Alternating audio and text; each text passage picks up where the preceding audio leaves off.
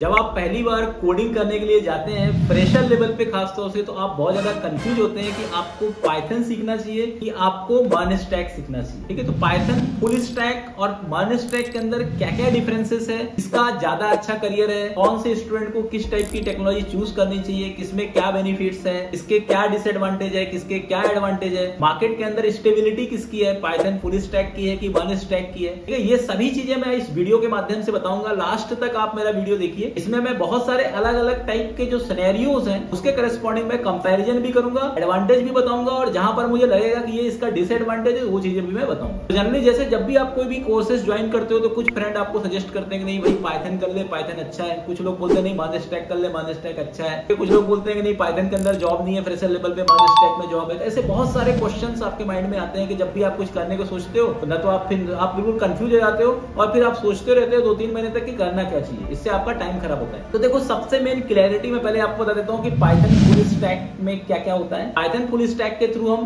पूरा एक complete web application बना सकते हैं, डायनेमिक वेब एप्लीकेशन बना सकते हैं, जिसमें पहले पाइथन स्क्रिप्ट सीखना होगा आपको। इसके अंदर कोर पाइथन, एडवांस पाइथन होता है। इसके बाद पाइथन के फ्रेमवर्क्स में आपको जाना होगा। इसमें आपको जेंगो सीखना होगा, माइस्क्ल डेटाबेस या मोंगोडीबी डेटाबेस, दो में से कोई भी डेटाबेस सीख सकते हो। पोस्टग्रेसक्यूएल भी चल रहा है। मतलब इसमें आपको front end, back and, database, language चारों की रिक्वायरमेंट होती है पाइथन के अंदर। ठीक है, सीधी सी बात है कि देखो पाइथन एक सरल लैंग्वेज है। यदि आप सिंपल वे में स्टार्ट करना है अपना करियर, एक सरल लैंग्वेज से आपको अपना करियर स्टार्ट करना है, तो पाइथन आपके लिए बेटर चॉइस हो सकती है। पाइथन के अंदर एक्चुअली क्या है, देखो सबसे मेन ये है कि आपको पाइथन कोर, पाइथन एडवांस से प्रोजेक्ट नहीं बनेगा वेब डेवलपमेंट का। इसके लिए आपको पाइथन के अंदर जाकर के जेंगो फ्रेमवर्क या फ्लास्क, मतलब Django framework, Django rest API और फ्लास्क, ये तीनों चीजें सीखनी होगी। बहुत सारी कंपनी में फ्लास्क का डिमांड रहता है, कुछ कंपनी में जेंगो रेस्ट एपीआई की डिमांड होती है। मतलब जेंगो रेस्ट फ्रेमवर्क जो है ना, ये कंपलसरी हो गया है यदि आप पाइथन फुल स्टैक। आप कुछ लोग क्या करते हैं, एचटीएमएल, सीएसएस, जावास्क्रिप्ट सीख लेते हैं और पाइथन सीख लिया, जेंगो सीख लिया, बोले कि ये पाइथन का फुल स्टैक है। भाई ये पाइथन का फुल स्टैक नहीं है,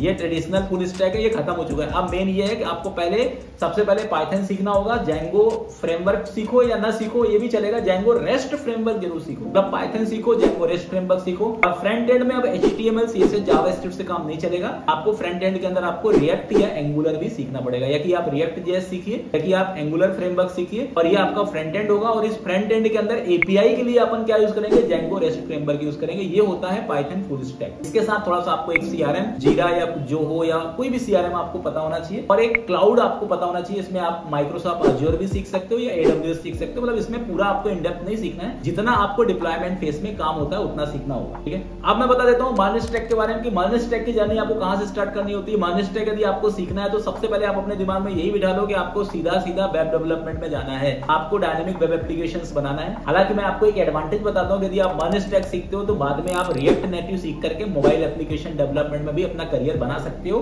क्योंकि रिएक्ट नेटिव से हम iOS और एंड्रॉइड दोनों के एप्लीकेशन बना सकते हैं। अब मर्न स्टैक की जर्नी कहां से स्टार्ट होती है, HTML, CSS, JavaScript, jQuery, bootstrap, ठीक है, टेलवाइन, ये तो आपका बिल्कुल फाउंडेशन है। इसके बाद रिएक्ट जेएस चालू होगा, इसके बाद नोड जेएस चालू होगा, इसके बाद मोंगोडीबी चालू होगा, इसके बाद एक्सप्रेस जेएस चालू होगा, इसके बाद नोड जेएस में आप एपीआई बनाओगे, उस एपीआई को आप कंज्यूम करोगे रिएक्ट के अंदर। ये होता है मर्न स्टैक। मर्न स्टैक अपने आप में एक फुल स्टैक वेब डेवलपर है। ठीक है, तो मर्न स्टैक और पाइथन फुल स्टैक के अंदर यदि अपन बात करें कि ऐसी कंपनी जिनको अपने प्रोजेक्ट के अंदर डेटा इंजीनियरिंग, डेटा एनालिटिक्स या डेटा साइंस के फीचर्स, मतलब खासतौर से मैं बोलूं डेटा साइंस और मशीन लर्निंग का फीचर यदि आपके प्रोजेक्ट में ऐड करना है, वो कंपनी पाइथन फुल स्टैक को ही प्रीफर करेगी। इनका पाइथन फुल स्टैक का डोमेन ही बिल्कुल अलग है। जैसे कोई रिसर्च बेस्ड कंपनी है, शेयर मार्केट कंपनी है, उनको बहुत सारे अलग अलग टाइप का एनालिसिस भी अपने वेबसाइट पे लगाना है, ठीक है, कस्टमर को दिखाने के लिए। ठीक है, तो ये इस टाइप का जो एप्लीकेशन होता है ना, इस टाइप का जो डोमेन होता है ना, वो पाइथन फुल स्टैक होता है। मर्न स्टैक में प्योर वेब डेवलपमेंट है। जितना भी वेब एप्लीकेशंस आपका डायनेमिक वेब एप्लीकेशंस आपको बनाना है वो मर्न स्टैक बना सकते हो। कोई पोर्टल बना सकते हो, कोई ब्लॉग बना सकते हो, कोई इंफॉर्मेशन शेयरिंग वेबसाइट बना सकते हो। ठीक है, जैसे आपका बैंकिंग एप्लीकेशन हो गए, इंटरप्राइज एप्लीकेशन हो गए, ये सब आप मर्न स्टैक से बना सकते हो। तो दोनों का अलग अलग डोमेन है। ठीक है, अब आपको क्या सीखना चाहिए। ठीक है, तो देखो सीधी सी बात है, मैंने आपको फीचर्स बता दिए। अब आपका इंटरेस्ट है, यदि आपका पूरा प्योर वेब डेवलपमेंट में आपको इंटरेस्ट है तो आप मर्न स्टैक सीखो। आप चाहते हो कि नहीं आपको थोड़ा चैलेंजिंग काम करना है, आपका कोडिंग में ज्यादा इंटरेस्ट है, आपको कोड जैसे मतलब लॉजिक बिल्डिंग में आपको ज्यादा इंटरेस्ट है, कुछ चैलेंजिंग टास्क आपको करने में मजा आता है, ठीक है, तो फिर आप पाइथन फुल स्टैक करिए। क्योंकि पाइथन फुल स्टैक से आप प्रोग्रामर प्रोफाइल के लिए भी जा सकते हो, सॉफ्टवेयर इंजीनियर प्रोफाइल के लिए भी जा सकते हो, रिसर्च बेस्ड प्रोजेक्ट में भी जा सकते हो, एंटरप्राइज एप्लीकेशन डेवलपमेंट में जा सकते हो, data science, machine learning, AI और डेटा एनालिस्ट जैसे प्रोफाइल में भी आप जंप कर सकते हो, स्विच कर सकते हो, ठीक है। लेकिन मान स्टैक के अंदर आपका सिर्फ एक ही प्रोफाइल है, that is called web development, और थोड़ा बहुत आप मोबाइल एप्लीकेशन डेवलपमेंट में भी जा सकते हो। तो दोनों का बिल्कुल मार्केट बिल्कुल क्लैरिटी है, आपको ज्यादा कोडिंग से लेना देना नहीं है, आपको सिर्फ एप्लीकेशन मतलब वेब एप्लीकेशन में इंटरेस्ट है, मोबाइल एप्लीकेशन डेवलपमेंट में इंटरेस्ट है, आप रियल टाइम एप्लीकेशन डेवलपमेंट में काम करना चाहते हो, आप एक ऑलराउंडर डेवलपर बनना चाहते हो, तो आप मान स्टैक के साथ साथ थोड़ा मैं यदि बोलूं तो रिएक्ट नेटिव भी सीख करके आप एक पूरा ऑलराउंडर एक सभी टाइप के ऑल प्लेटफॉर्म एप्लीकेशंस बना सकते हो। अब बात आती है डिमांड किसकी, भाई किसकी डिमांड है, मतलब ऐसे मान लो इंदौर जैसे सिटी में, भोपाल जैसे सिटी में, या मान लो बड़ी सिटी में किसकी डिमांड है। देखो एक्चुअली क्या है, यदि आप मेट्रो सिटी में जाओगे तो आपको पाइथन फुल स्टैक का मार्केट अच्छा मिलेगा, लेकिन अब धीरे धीरे क्या है, देखो वेब डेवलपमेंट की कंपनियां देखो मान स्टैक को ही प्रीफर करती है, लेकिन जो कंपनी एक रिसर्च बेस्ड प्रोजेक्ट में काम करी, बड़ी कंपनी है, मल्टीनेशनल कंपनी है, जिनके पास एंटरप्राइज लेवल के एप्लीकेशन है, जिनके अंदर machine learning AI based application है, क्योंकि देखो UI तो आपको वेब ही देना पड़ेगा ना, चाहे IoT हो, चाहे ML हो, चाहे AI हो, चाहे डेटा साइंस हो, यदि उसका UI हमें वेब में देना है तो आपको पाइथन फुल स्टैक में ही जाना पड़ेगा। हाँ, सैलरी ग्रोथ वाइज देखा जाए पाइथन में ज्यादा आपको सैलरी ग्रोथ मिलेगी फ्यूचर में, लेकिन यदि आप फ्रेशर लेवल हो और आप एक छोटी सिटी से स्टार्ट करना चाहते हो, मेट्रो सिटी से स्टार्ट नहीं करना चाहते हो, आपका इतना बजट नहीं है कि आप बाहर जाकर के जॉब सर्च करो, आपको थोड़ा रिस्की लगता है, आपके पेरेंट्स भी एग्री नहीं है, तो आप माइनस्टैक करके अपना शुरुआत कर सकते हो। देखो करियर कभी खत्म नहीं होता, माइनस्टैक से वापस पाइथन में जा सकते हो, वापस जावा में जा सकते हो, करियर कभी भी एंड नहीं होता, आप स्टार्ट करो बस। मैं आपको डिफरेंशिएट कर दिया पैकेज वाइज, यदि देखा जाए तो सीधी सी बात है, बड़ी कंपनी बड़ा पैकेज, छोटी कंपनी छोटा पैकेज, एक नॉर्मल होता है, लेकिन कभी कभी ये डिफरेंस भी हो सकता है कि छोटी कंपनी भी ज्यादा पैकेज दे देती है और बड़ी कंपनी भी कम पैकेज दे देती है, लेकिन मैं जो आपको बता रहा हूँ ये मैं ज्यादा 90% चांसेस बता रहा हूँ, 10% एक्सेप्शनल केसेस हो सकते हैं। तो इसमें कुछ लोग ऐसे भी होंगे जो माइनस्टैक के डेवलपर होंगे और जो कुछ लोग पाइथन वाले होंगे, तो मैं जो बातें बोल रहा हूँ तो पाइथन वालों को, यदि मैं पाइथन के कुछ अगेंस्ट बोलता हूँ तो मानने वालों को मजा आ जाता होगा, मानने के अगेंस्ट बोलता हूँ तो पाइथन वालों को मजा आ जाता होगा, तो बिल्कुल ऐसा नहीं है। मैं तो आपको रियलिटी बता रहा हूँ। अब फ्यूचर किसका अच्छा है, फ्यूचर दोनों का अच्छा है, ठीक है। यदि आप बात करें कि माइनस्टैक में भी बहुत सारी नई नई चीजें आ रही है, रिएक्ट JS के अंदर भी बहुत सारे चेंजेस कर रहा है, फेसबुक आपको नए नए चेंजेस करके दे रहा है, नए नए चैलेंजेस आ रहे हैं, और मोबाइल एप्लीकेशन में तो भाई रिएक्ट नेटिव धीरे धीरे कब्जा ही कर रहा है। आप देख रहे होगे जो नेटिव एप्लीकेशन है वो मार्केट से बाहर हो रहे हैं, एंड्रॉइड आईफोन को अब कोई नहीं, ज्यादा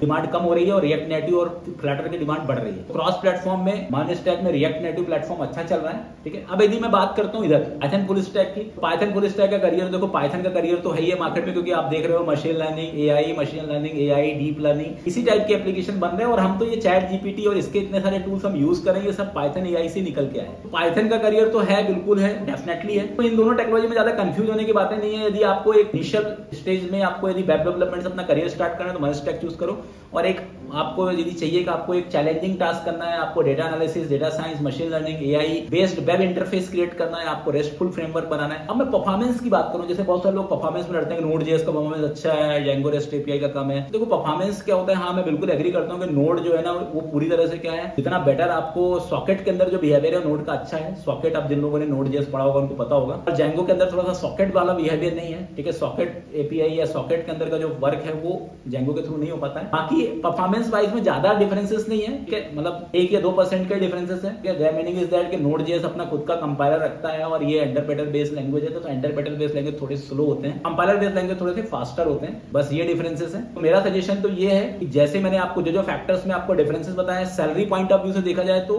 माइनस्टैक के अंदर थोड़ा सा सैलरी क्राइटेरिया आपको कम मिल सकती है यदि आप स्टार्टअप ज्वाइन करते हो, और इसमें थोड़ा ज्यादा सैलरी मिल सकती है। बाकी कुछ कंपनियों में ये डिफरेंसेस भी हो सकते हैं। मैंने जो भी आपको पॉइंट्स बताए, इन सभी पॉइंट्स को आप अच्छे से गौर करिए। यहाँ तक कि आपका कुछ लोग बोलते हैं डिग्री मैटर करता है क्या, मैं नॉन टेक से हूं तो मैं पाइथन करूं कि माइनस्टैक करूं। देखो आप डिग्री मैटर नहीं करता है, आपका स्किल मैटर करता है। एटलीस्ट आपका ग्रेजुएशन होना चाहिए, और आपका कम्युनिकेशन स्किल भाई देखो अच्छा होना चाहिए। हिंदी बोलने से काम नहीं चलने वाला है। IT के अंदर आपको थोड़ा सा इंग्लिश तो आनी ही चाहिए। आप जितना अच्छी इंग्लिश रखोगे ना, पहला इंप्रेशन तो वही होता है। इसलिए सभी लोगों से मैं सजेस्ट करता हूँ कि अपने कम्युनिकेशन पे भी फोकस करो, बॉडी लैंग्वेज पे भी फोकस करो। रेज्यूमे कॉपी पेस्ट मत करो, रेज्यूमे खुद से बनाओ, ठीक है, क्योंकि आजकल क्या कॉपी पेस्ट वाले रेज्यूमे शॉर्टलिस्ट ही नहीं हो रहे हैं। रेज्यूमे में ज्यादा कीवर्ड यूज करो, एक प्रॉपर स्टैंडर्ड का रेज्यूमे बनाओ, और प्रोजेक्ट जरूर बनाओ। सिर्फ पढ़ के मत जाओ, प्रोजेक्ट डेवलपमेंट नहीं करोगे जॉब नहीं लगेगी। आज के डेट में प्रोजेक्ट कंपलसरी है, क्योंकि सबसे पहले सामने वाला यही पूछता है प्रोजेक्ट क्या बनाया, ठीक है। तो ये पूरा जो वीडियो है इसके अंदर मैंने आपको बताया है, डिफरेंशिएट किया है कि माइनस्टैक वर्सेस पाइथन फुल स्टैक के अंदर क्या क्या डिफरेंसेस है। Thank you.